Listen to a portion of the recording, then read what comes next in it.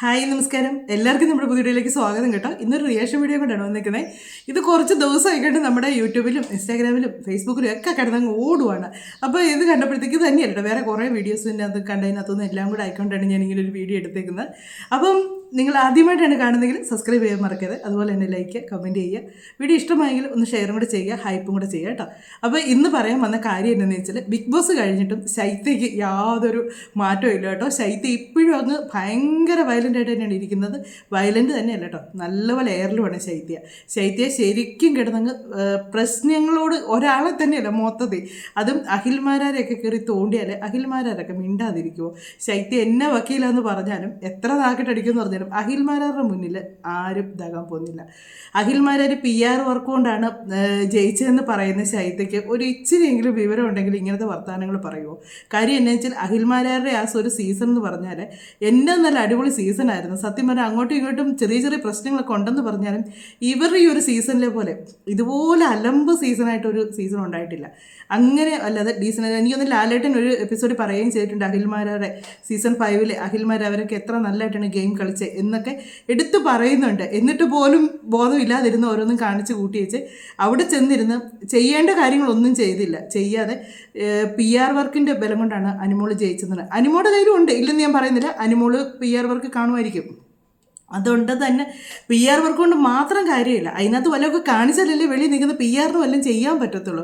നമ്മളൊരു കൊച്ചിനെ പഠിക്കാൻ വിടുന്നു, അത് നമ്മൾ ട്യൂഷന് വിടത്തില്ല, അത് നല്ലൊരു വിജയം കിട്ടാൻ വേണ്ടി എന്ന് പറയുന്ന പോലെയുള്ളൂ ഈ PR വർക്ക് എന്ന് പറയുന്നത്. ഈ PR വർക്ക് പുറത്ത് കിടന്ന് അവർക്ക് എന്നേലൊക്കെ കാണിച്ച് കൂട്ടണമെന്നുണ്ടെങ്കിൽ, അവർക്ക് എന്നെങ്കിലൊക്കെ ഒരു വീഡിയോസ് പബ്ലിക്കിലേക്ക് വിടണമെന്നുണ്ടെങ്കിൽ അതിനകത്ത് വല്ലതും കിടന്ന് കാണിച്ചാലല്ലേ പറ്റുള്ളൂ. അവിടെ നിന്ന് കുത്തിത്തിരിപ്പും എല്ലാം നെഗറ്റീവ് മാത്രം, ഈ നെഗറ്റീവ് മാത്രം എടുത്തിട്ട് എന്നാ ചെയ്യാനായിട്ടാണ് അവർ? എന്നെങ്കിലും ഒരു പോസിറ്റീവായിട്ടുള്ള കാര്യങ്ങൾ ചെയ്യണ്ടേ? ശൈത്യ കാണിക്കുന്ന മുഴുവൻ നല്ല കാര്യങ്ങളാണ്.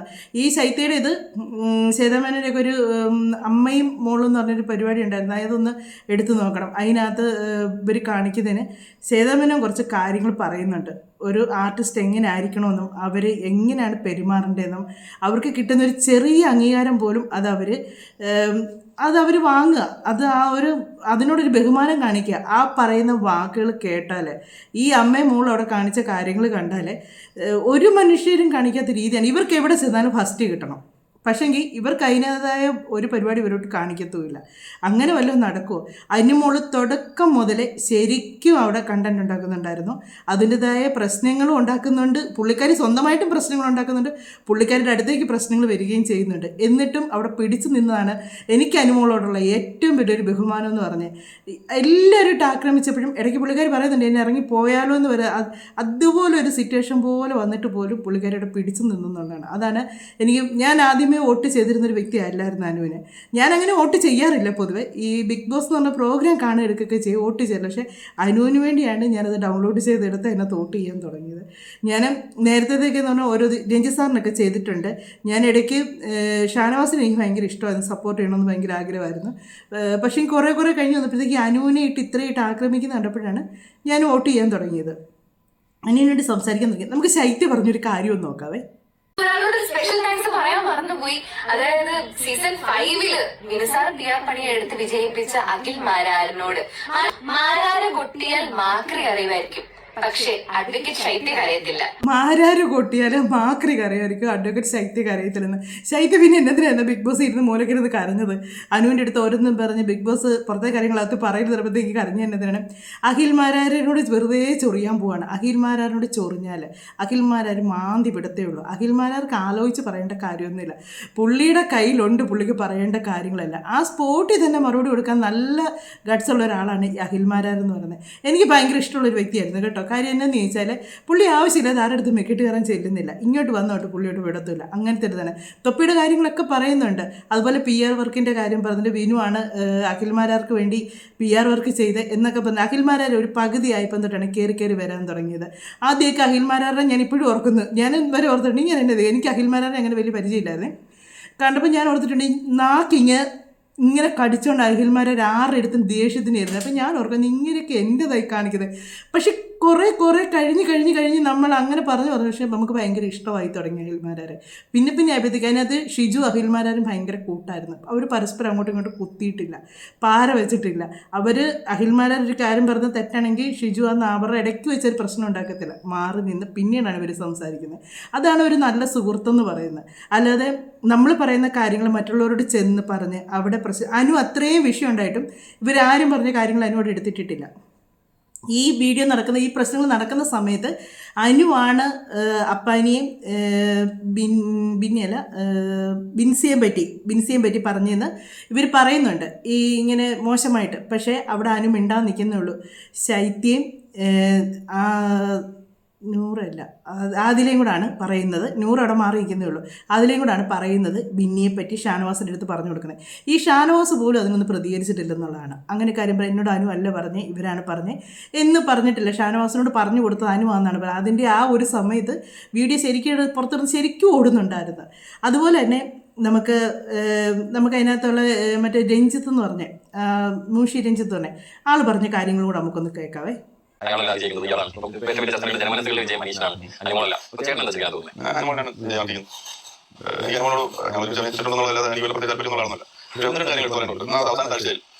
ഒരു കൂട്ടാക്രമണമാണ് കുട്ടിക്ക് നേരെ നടന്നത്. ആ കൂട്ടാക്രമണങ്ങളെ തടയാൻ അല്ലെങ്കിൽ അത് അവർ കോടതി മാറുന്ന മനസ്സിലാക്കാനുള്ള ബുദ്ധി മത്സരാർത്ഥികൾക്കൂടെ ഉണ്ടായില്ല. ഈ പറയുന്ന അനീഷ് പോലും ഇത് അവർക്ക് ഗുണമായിട്ട് പോകും.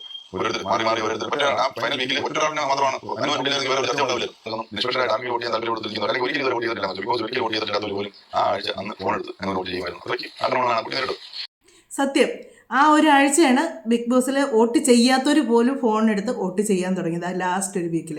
ആ സമയത്ത് അനീഷ് ആ ഒരു പ്രശ്നത്തിലൊന്ന് പരിഹാരത്തിനായിട്ട് അനീഷിൻ്റെ പേരും പറഞ്ഞ് ശൈത്യ ബേളം ഉണ്ടാക്കുന്നുണ്ട്. അനീഷിനെ പറ്റിച്ചു എന്നൊക്കെ പറയാം. ആ സമയത്ത് വെച്ചാൽ അനീഷിന് പറയാം, നിങ്ങൾ മറ്റെന്നെ വേണമെങ്കിൽ PR മറ്റു കാര്യങ്ങളിലൂടെ സംസാരിച്ചോ, പക്ഷേ എൻ്റെ അനുവിൻ്റെ പേര് വിട്ടിട്ട് ആ പ്രശ്നം ഞങ്ങളവിടെ തീർത്തു, അവിടെ തീർന്നത് എന്ന് പറയാമായിരുന്നു. ഈ രഞ്ജിത്ത് പറഞ്ഞ ആളോട് പറഞ്ഞ പോലെ തന്നെ പറയും, മൂന്നാമത് ഇനി ഒരാൾ ഇതിനെ ഇടപെടേണ്ട കാര്യമില്ല, അവിടെ നിർത്തിയൊരു ശൈത്യ എന്നൊരു വാക്ക് പറയാമായിരുന്നു. അതുപോലെ തന്നെ അത്രയും പേരിട്ട് പറയുമ്പോഴും ഈ അനീഷ് ഒരു നിമിഷം അവിടെ ചെന്നിച്ച് അനു പോട്ടെ, ഇതൊന്നും മൈൻഡ് ചെയ്യേണ്ട, നമുക്ക് ഗെയിമാണ് വലുത്, അത് മാത്രം നോക്കുക, അതിലേക്ക് മാത്രം ശ്രദ്ധിച്ചിരിക്കുക എന്നൊരു വാക്ക് പറഞ്ഞില്ല. ഈ വോട്ട് നേരെ തിരിഞ്ഞായിരുന്നേനെ, ഈ അനുവിന് വന്ന വോട്ട് നേരെ തിരിഞ്ഞായിരുന്നേനെ, അത് ഫുള്ള് ഈ അനീഷിനായി പോയായിരുന്നേനെ, അനീഷ് വിന്നാകുകയും ചെയ്തായിരുന്നേനെ. അപ്പം അതിനകത്തുള്ള ഓരോ കാര്യങ്ങളും ശരിക്കും ആദ്യം മുതൽ ശരിക്കും അതിനകത്ത് അനുഭവിച്ചിട്ട് തന്നെയാണ് അനുവിന് ട്രോഫി കിട്ടിയേക്കുന്നത്.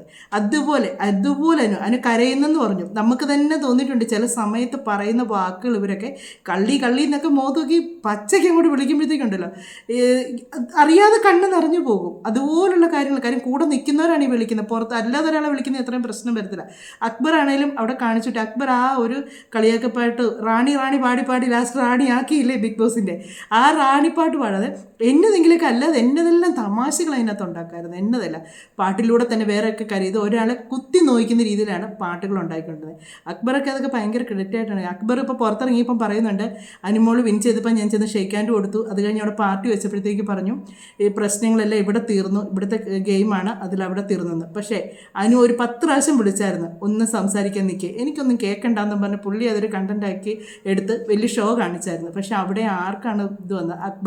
അക്ബർ അതേസമയം അനുവിൻ്റെ കൂടെ പോയിരുന്ന് ഒരു നിമിഷത്തേക്കെങ്കിലും ഒന്ന് സംസാരിച്ചിരുന്നെങ്കിൽ അനുവിനോട് പറയാം, ഇത് പോട്ടെ, എന്നെ കാര്യം ഉണ്ടെങ്കിലും നമുക്കിത് കഴിഞ്ഞ് സംസാരിക്കാം, ഞാനിപ്പോൾ ഇതൊന്നും വിശ്വസിക്കുന്നില്ല, എനിക്ക് പുറത്തിറങ്ങട്ടെ, അപ്പം എനിക്കിത് എന്നാണെന്നറിയാലോ, അന്നേരം ഞാൻ നിന്നോട് ഇതിനെപ്പറ്റി സംസാരിക്കുന്നുള്ളൂ എന്നൊരു വാക്ക് പറഞ്ഞെന്നുള്ളൂ. ആ ഇതെല്ലാം തകിടം മറിഞ്ഞേനെ. അക്ബർ പറയുന്നുണ്ട് ഇത് ഇച്ചിരി നേരത്തെ അറിഞ്ഞിരുന്നെങ്കിൽ ഈ കളിയെ മാറിയായിരുന്നേനെന്ന് പറയുന്നുണ്ട്. പക്ഷേ അന്ന് നേരത്തെ അക്ബർ പോയായിരുന്നേനെ. അതിൽ നൂറയ്ക്ക് 5 വരായിരുന്നു. പക്ഷേ നൂറയൊക്കെ പോയതെന്ന് വെച്ചാൽ അവരൊക്കെ കാണിച്ചിട്ട് അവർക്കൊക്കെ പെട്ടെന്നാണ് വോട്ട് കുറഞ്ഞത്. അവരെയൊക്കെ പെട്ടെന്നാണ് പുറകോട്ട് തള്ളിവിട്ടത്. അത് ഓരോ കാര്യങ്ങളിലും പറയുന്ന വാക്കുകൾ എന്നെ ഇത് ഇവർക്ക് വിചാരം ഇങ്ങനെയൊക്കെ കിടന്ന് കാണിച്ചാലാണ് ഈ ബിഗ് ബോസിൽ ഫേമസ് ആകാൻ പറ്റും. പക്ഷേ ഇവർക്ക് ഈ നെഗറ്റീവ് അല്ലേ പുറത്തോട്ട് വന്നുകൊണ്ടിരിക്കുന്നത്, അതല്ലേ ആൾക്കാർ കാണുന്നത്. ആൾക്കാർക്ക് ഇഷ്ടപ്പെടുമോ? നമുക്ക് മുൻഷി രഞ്ജിത്ത് എന്ന ആൾ പറയുന്ന ഒരു കാര്യം കൂടെ നമുക്കൊന്ന് കേൾക്കാവേ. അക്ബർ എന്ന് പറയുന്ന ഒരാളാണ്, അയാൾ സ്വന്തമായിട്ടൊന്നുമില്ല, അയാൾ അവിടെ കിടന്ന് ആരുടെയും കോളേജ് ചാടി കയറുക. അനീഷും അതുപോലെ തന്നെ. അനുമോളുടെ നേരെ വന്ന ആക്രമണം എന്ന് പറഞ്ഞു കഴിഞ്ഞാൽ അത് ഭീകരാക്രമണങ്ങളായിരുന്നു വലുത്. അതിന് അത്രയും സർവൈവ് ചെയ്ത് ഇവിടം വരെ എത്തുക എന്ന് പറഞ്ഞാൽ മറ്റൊരു കണ്ടസ്റ്റന്റിനും അങ്ങനെ ഒരു അവകാശം പറയാനില്ല. അത്രയും ദിവസം ഞാൻ കഷ്ടപ്പെട്ടിട്ട് തന്നെയാണ് 100 ദിവസം വരെ എത്തിയത് എന്ന് പറയാൻ കഷ്ടപ്പെട്ടു. കണ്ടോ, അനുമോളുടെ നേരെ ഉണ്ടായ ആക്രമണം ഭീകര ആക്രമണമായിരുന്നത്. അപ്പോൾ അതിനകത്തുണ്ടായിരുന്ന ആ സമയത്തുണ്ടായിരുന്ന ഒരു വ്യക്തി തന്നെയാണ് ഈ പറയുന്നത്. നമ്മൾ പുറത്ത് വളരെ കുറച്ച് കാര്യങ്ങൾ മാത്രമേ കാണിച്ചിട്ടുള്ളൂ. ഈ എപ്പിസോഡ് വരുമ്പോഴാണെങ്കിലും വളരെ കുറച്ച് കാര്യങ്ങളേ ഉള്ളൂ. ലൈവിലാണെങ്കിലും ചിലതൊക്കെ അവർ കട്ട് ചെയ്യാറുണ്ട്. അങ്ങനെയൊക്കെ വരുന്ന കുറച്ച് കാര്യങ്ങളെ നമ്മൾ കണ്ടിട്ട് പോലും നമുക്ക് അനുവിനെ അത്രയും സപ്പോർട്ട് ചെയ്യണത്. അപ്പോൾ അതിനകത്തുള്ള ആ ഓരോ ആൾക്കാർക്ക് പോലും അനുവിനെ ഒന്ന് സപ്പോർട്ട് ചെയ്യാനായിട്ട് അപ്പോൾ എത്രമാത്രം അവരുടെയൊക്കെ മനസ്സിൽ കുശുമ്പ് കയറിയിട്ടാണ് നിൽക്കണം. അതിനകത്തുള്ള പെണ്ണ് എനിക്ക് ലക്ഷ്മി സപ്പോർട്ടായിരുന്നു. ലക്ഷ്മി നല്ല സപ്പോർട്ട് കൊടുക്കുന്നുണ്ടായിരുന്നു. അതുകൊണ്ട് തന്നെ ലക്ഷ്മി പുറത്തിറങ്ങിയപ്പോഴും ലക്ഷ്മിക്ക് അതുപോലെ തന്നെ സപ്പോർട്ട് കിട്ടി. അതുപോലെ തന്നെ മസ്താനി ഭയങ്കര സപ്പോർട്ട് കൊടുക്കുന്നുണ്ടായിരുന്നു.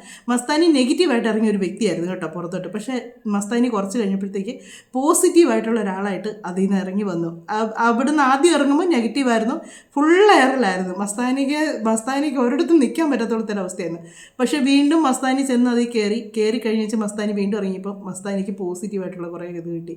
അതാ പറഞ്ഞു ഈ നെഗറ്റീവ് ഉണ്ടാക്കി വെച്ച് ശൈത്യ രണ്ടാമത് കയറിയപ്പം അത്രയും നെഗറ്റീവ് ഉണ്ടാക്കാതെ കുറച്ചേലും ഒരു ഇതായിട്ട് നിന്ന് ഗെയിമാണ്. അത് കഴിഞ്ഞ് ഇവർക്ക് പേഴ്സണലായിട്ട് ഇവർ സംസാരിച്ചോട്ടെ എന്നാ കാര്യങ്ങളുണ്ടെങ്കിലും അവിടെ ആ ഗെയിമിൻ്റെ അവിടെ ഒരു ഇതായിട്ട് പോയിരുന്നെങ്കിൽ ഈ നെഗറ്റീവ് എല്ലാം മാറി പോസിറ്റീവായിരിക്കും. പുള്ളിക്കാരി ഇനി മനഃപൂർവ്വം നെഗറ്റീവ് ഉണ്ടാക്കിയതായിരിക്കും. കാര്യം എന്നാന്ന് വെച്ചാൽ പുറത്തിറങ്ങി കഴിയുമ്പോൾ എന്നേലൊക്കെ വേണ്ട ആൾക്കാർക്ക് പേര് പറഞ്ഞ് ഒരാളുടെ കാര്യം പറയാനായിട്ട് അനുവിൻ്റെ പേര് മാത്രം പറയുമ്പോഴത്തേക്ക് എന്നേലും ഒരു വിധത്തിലെ ശൈത്യ എന്നും കൂടെ പുള്ളിക്കാരിക്ക് കേൾക്കാനുള്ള കൊതി കൊണ്ടായിരിക്കും പുള്ളിക്കാരി ഇങ്ങനെയുള്ള നെഗറ്റീവും കൂടെ ഉണ്ടാക്കിയത്. അതുപോലെ തന്നെ അനീഷിനെ എല്ലാവരും പറയുന്നുണ്ട് അനീഷ് നിഷ്കളങ്കനാണ് അതാണെന്നൊക്കെ. അനീഷിന് ഞാനും അങ്ങനെയായിരുന്നു കരുതിയിരുന്നത്. അനീഷും ഞാൻ ആദ്യമേ വരുന്നത് ഫസ്റ്റ് ഒരു വീഡിയോ ചെയ്തപ്പോൾ ഞാൻ പറയുന്നു ഒന്നെങ്കിൽ അനീഷ് അല്ലെങ്കിൽ അനുമോൾ ഇവർ രണ്ടുപേരെ ഫൈനൽ വരത്തുള്ളൂ. വിന്നാന്ന് ആരാന്ന് എനിക്കത് കാര്യം തൊപ്പി അനീഷിന് വേണ്ടി സപ്പോർട്ട് ചെയ്യുന്നുണ്ടെന്ന് പറഞ്ഞു. അതൊക്കെ പതപ്പോഴത്തേക്ക് എനിക്ക് ഇവരിൽ ആര് വരും എന്നൊരു ഇതുണ്ടായിരുന്നു. പക്ഷേങ്കിൽ അവർ രണ്ടുപേരുമാണ് ഫൈനലിൽ വന്നത്. അപ്പോൾ ഈ അനീഷ് ഈ കാണുന്ന ഒന്നുമല്ല അനീഷ് ഈ കാണുന്ന വ്യക്തിയേ അല്ല. അനീഷ് ആരാന്ന് ശരിക്കും കുറച്ചേലും മനസ്സിലാകുന്നുണ്ടെങ്കിൽ ഏഷ്യാനെറ്റിൻ്റെ ഈ ബിഗ് ബോസിൻ്റെ ഒരു ഇൻ്റർവ്യൂ ഉണ്ട്. അതിനകത്ത് അനീഷിൻ്റെ ഒരു ഇൻ്റർവ്യൂ ഉണ്ട്. അത് നിങ്ങൾ നോക്കുക. അതിനകത്ത് അനീഷ് കിടന്ന് ബബ്ബ വെക്കുന്ന കാണുന്ന ഓരോ കാര്യങ്ങൾ പറഞ്ഞ് ഒരു കുറച്ച് കാര്യങ്ങളെ കാണിക്കാതെ. ഇവിടെ നേരത്തെ പറഞ്ഞ ക്വസ്റ്റ്യൻ ഞാനിത് മറന്നിരിക്കായിരുന്നു. കാണുമ്പോ ചോദിക്കണം എന്ന് വിചാരിച്ചു. ഞാനാണ് ഇത് ചോദിക്കേണ്ടത്. അവിടെ പലയിടത്തും പറഞ്ഞല്ലോ 2 ദിവസം മുമ്പാണ് എന്നോട് പറഞ്ഞത്, 3 ദിവസം മുമ്പാണ്. എന്റെ മൊത്തക്ക് പറയാൻ പറ്റുമോ 3 ദിവസം മുമ്പ് അറിയിച്ചെന്ന്? അപ്പൊ എന്തിനാ അവിടെ പറഞ്ഞുകൊണ്ടിരുന്നത്? എന്നെ 2 ദിവസം മുമ്പാണ് ഇവിടെ വിളിച്ചത്, എന്നെ 3 ദിവസം മുമ്പ് മാക്സിമം എന്നൊക്കെ. അനീഷ് ആദ്യമായിട്ട് വിളിച്ച് അനീഷ് ഇന്നാന്ന് പറയുന്ന ആള് ഞാനാണ്. ആ വിളിച്ച കോളും എന്റെ കയ്യിലുണ്ട്, അന്ന് അയച്ച മെസ്സേജും ഉണ്ട്. അത് കഴിഞ്ഞിട്ട് അതിന്റെ ബാക്കി കാര്യങ്ങളും ഉണ്ട്. ഞാൻ എന്നിട്ട് സർപ്രൈസ്ഡ് ആവുമായിരുന്നു. എന്നെ എല്ലാരും വിളിച്ചു ചോദിച്ചു 2 ദിവസം മുമ്പാണ് അനീഷിനോട് പറഞ്ഞത്. ഇതിന് അങ്ങനെ ഒരു കള്ളം. അത് ആക്ച്വലി അത് കള്ളം എന്ന് പറയുകയാണെങ്കിൽ ഞാനത് അക്സെപ്റ്റ് ചെയ്ത് തരുന്നു. പക്ഷെ ഇത് എന്താ കാര്യം എന്ന് വെച്ചിട്ടുണ്ടെങ്കിൽ നമ്മൾ കുറെ നാള് ഒരു സ്ഥലത്ത് നിൽക്കുകയാണെങ്കിൽ നമുക്ക് ചില കാര്യങ്ങൾ ചിലപ്പോൾ മറന്നു പോകാനുള്ള സാധ്യതയുണ്ട്. കാരണം ഞാൻ പറഞ്ഞു ഓൾറെഡി നമ്മൾ ബിഗ് ബോസ് ഹൗസിൽ ഞാൻ പുറത്തുള്ള കാര്യങ്ങളൊക്കെ 2 ദിവസം മുമ്പ് എന്നുള്ളത് ഒരു മറവിയാണോ അനീഷ്? ബിക്കോസ് നമ്മുടെ ഡോക്യുമെന്റേഷൻ വീട്ടിൽ എടുക്കാൻ വരുന്നു, അത് കഴിഞ്ഞ് മൈജി ശരിയല്ലേ? 2 ദിവസം മുമ്പുള്ളൊരു കാര്യം എന്ന് പറയുന്നത് മറവിയാണോ? കുറച്ച് ദിവസങ്ങൾക്ക് മുമ്പ് അതിലേക്ക് വരുന്ന സമയത്ത് ഒരിക്കലും നമ്മൾ മറക്കില്ല. ഇങ്ങനെ ഒരു ഷോയിലേക്കൊക്കെ പോകുമ്പോൾ അതിന് മുന്നേയുള്ള കാര്യങ്ങളൊന്നും ഒരിക്കലും നമ്മൾ മറക്കില്ല. നമ്മളെ വിളിക്കുന്ന ദിവസങ്ങളും കാര്യങ്ങളും എല്ലാം നമുക്കത് ഭയങ്കര ഇമ്പോർട്ടൻ്റ് ആയിരിക്കും. അനീഷ് പറയുന്നത് കേട്ടോ, അതൊരു നുണയാണെങ്കിൽ ഞാനത് ഉൾക്കൊള്ളുന്നു എന്ന്.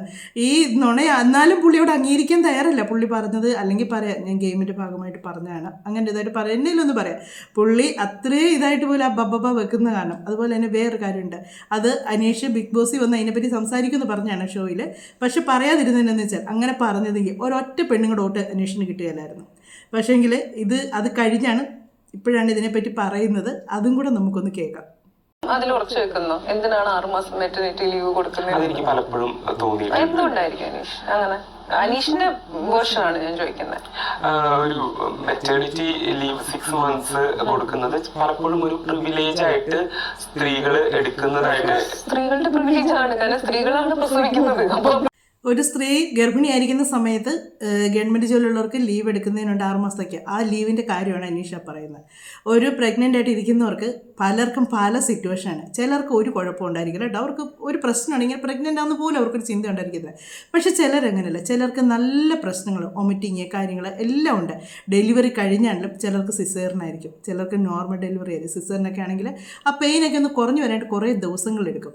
അതിനാണ് പുള്ളി പറഞ്ഞത് അത്രയും ദിവസത്തെ ലീവ് കൊടുക്കേണ്ട, ഡെലിവറി ഡെലിവറിക്കുള്ള ലീവ് കൊടുത്താൽ മതിയെന്ന്. അത് ഈ പുള്ളിക്ക് ഒരു പെണ്ണിനോട് എനിക്ക് ഞാൻ ആദ്യമേ ഓർത്തത് കേട്ടോ, ഈ അനീഷ് ഇത്ര ഇത് പ്രപ്പോസ് ചെയ്തിട്ട് ഈ എന്നാ ഇങ്ങനെ നോ പറഞ്ഞത്, നല്ലൊരു മനുഷ്യനാണല്ലോ എന്ന്. പക്ഷേ എനിക്കൊന്ന് അനുവിന് ശരിക്കും അറിയാം വ്യക്തിനെ, അതുകൊണ്ടായിരിക്കും നോ എന്ന് പറഞ്ഞത്. അവിടെ അനുവിൻ്റെ ഒരു മര്യാദ കാണിച്ചായിരുന്നു. ചാടിക്കേറി നോ എന്ന് പറഞ്ഞില്ല, ആ പറയേണ്ട രീതിക്ക് ഒരു മയത്തിന് പറഞ്ഞു വിട്ടു, അതാണ് ചെയ്തത്. അവിടെ അനുവിൻ്റെ മര്യാദ കാണിച്ചു. പക്ഷെ പുള്ളിയാണ് അവിടുന്ന് ദേഷ്യപ്പെട്ട് എണീറ്റ്. ഒരു വ്യക്തിക്ക് നമ്മളിപ്പോൾ ഒരാളെ പ്രപ്പോസ് ചെയ്താൽ ആ എതിരെ നിൽക്കുന്ന ആൾക്ക് നമ്മളോട് പറയാനുള്ള എന്നാന്ന് കൂടെ നമ്മൾ കേൾക്കണം. അല്ലാതെ നമ്മൾ പറയുന്ന മാത്രം ഇഷ്ടമാണോ എന്ന് ചോദിച്ചാൽ ഉടനെ തിരിച്ച് നമ്മളോട് ഇഷ്ടമാണ് എന്ന് പറയുമെന്നല്ല വിചാരിക്കേണ്ടത്. ആ എതിരെ നിൽക്കുന്ന ആൾക്ക് എന്നതാണ് നമ്മളോട് പറയാനുള്ളതെന്ന് കേൾക്കാൻ പോലുള്ള മനസ്സ് പുള്ളി കാണിക്കുന്നില്ല. അങ്ങനെ ഒരാളുടെ കൂടെ എങ്ങനെ ഒരാൾ ജീവിക്കുമെന്ന് പറയാം. ഒരു കുടുംബജീവിതം തുടങ്ങിക്കഴിയുമ്പോൾ എന്തെങ്കിലും ഒരു പ്രശ്നം വരുമ്പോഴത്തേക്ക് സംസാരിക്കാൻ തുടങ്ങുമ്പോഴത്തേക്ക് എനിക്ക് കേൾക്കണ്ടെന്ന് പറഞ്ഞ് എണീറ്റ് പോയാൽ അവിടെ തീർന്നില്ലേ. പിന്നെ എന്നതാ ഒരു ജീവിതത്തിന് അത് പറഞ്ഞാൽ തന്നെ ഒരു വിവാഹം എന്ന് പറഞ്ഞാൽ അത് ലൈഫ് ലോങ് ആയിട്ട് ഒരാളെ തിരഞ്ഞെടുക്കുകയാണ് ചെയ്യുന്നത്. അത് പാതി വഴിക്ക് ഇട്ടേച്ച് പോകാൻ വേണ്ടിയല്ല. അപ്പോൾ അങ്ങനെയുള്ളപ്പോൾ നമ്മൾ തിരഞ്ഞെടുക്കുമ്പോൾ നമ്മൾ എല്ലാം ക്ലിയറായിട്ട് കിട്ടണമെന്നില്ല. എന്നാലും നമുക്ക് കുറച്ചൊക്കെ കാര്യങ്ങൾ നമുക്ക് ജീവിതത്തിൽ അഡ്ജസ്റ്റ് ചെയ്ത് പോകാൻ പറ്റുന്നതാണെങ്കിൽ നമുക്ക് അഡ്ജസ്റ്റ് ചെയ്ത് പോകാൻ പറ്റും. ഒട്ടും അഡ്ജസ്റ്റ് ചെയ്ത് പോകാൻ പറ്റാത്ത ഒരാളുടെ അടുത്ത് എങ്ങനെ ജീവിക്കും? സ്ത്രീ വിരോധിയായ ഒരാളുടെ കൂടെ എങ്ങനെ ജീവിക്കും? അപ്പം ഇന്നത്തെ ഒരു ബിഗ് ബോസിലെ കാര്യങ്ങളൊക്കെ പറയാണ്ടിരുന്നത് ഇതൊക്കെയായിരുന്നു കേട്ടോ. കാര്യം ഇങ്ങനെ ഒരുപാട് കാര്യങ്ങളുണ്ട്. നമ്മൾ ഓരോ ഇൻ്റർവ്യൂവും കാര്യങ്ങളൊക്കെ കാണുമ്പോൾ നമുക്ക് ഓരോന്നും മനസ്സിലാകും. കുറേ കാര്യങ്ങളൊക്കെ ഞാൻ അനുവിനെ മാത്രമായിട്ട് സപ്പോർട്ട് ചെയ്തില്ല, അനുവിൻ്റെ ഭാഗത്തും ഉണ്ടായിട്ടുണ്ട്. ഒരുപാട് പ്രശ്നങ്ങളുണ്ടായിട്ടുണ്ട്. അനു കള്ളത്തരങ്ങളൊക്കെ പറഞ്ഞിട്ടുണ്ട്, PR കാര്യങ്ങളൊക്കെ കള്ളത്തരം പറഞ്ഞിട്ടുണ്ട്. പക്ഷേ ഒരു PR ചെയ്തെന്ന് പറയുന്നതിന് ഒരു പരിധിയുണ്ട് ഒരാളെ വിജയിപ്പിക്കുന്നതിന്. ഇത് പ്രേക്ഷകർ കൊടുത്ത വോട്ട് തന്നെയാണ്, അല്ലാന്നൊന്നും ആരും പറയണ്ട. പ്രേക്ഷകർ കൊടുത്ത വോട്ടാണ്. ആ ലാസ്റ്റ് സിറ്റുവേഷനിൽ ശൈത്യ കയറി കിടന്ന് കാണിച്ചു കൂട്ടി. ശൈത്യ, നൂറ, ആദില, അപ്പാനി, ഇങ്ങനെ കുറേ പേരുണ്ടായിരുന്നു ഈ ഒരു പ്രശ്നം വഷളാക്കാനായിട്ട്. എല്ലാവരും കൂടി വഷളാക്കി അത് കൈ കൊടുത്തു, അനുവിൻ്റെ ഈ ട്രോഫി കൊടുത്തു എന്ന് വേണം പറയാനായിട്ട്. അപ്പം എനിക്ക് പറയാനുള്ള കാര്യങ്ങളൊക്കെ ഞാൻ പ്രതികരിച്ചാൽ നിങ്ങൾക്ക് എന്തെങ്കിലുമൊക്കെ പറയുകയാണെങ്കിൽ പ്രതികരിക്കാൻ ഞാൻ ആരുടെയും സപ്പോർട്ട് ഒന്നായിട്ട് പറയുന്നതല്ല കേട്ടോ. എല്ലാവരുടെയും ഭാഗത്ത് ഉള്ള കാര്യങ്ങളുള്ളതുപോലെ ഞാനങ്ങ് പറയുന്നതേ ഉള്ളൂ. നമുക്ക് മറ്റൊരു വീഡിയോയിലൂടെ മറ്റു കാര്യങ്ങളൊക്കെ ആയിട്ട് കാണാമേ.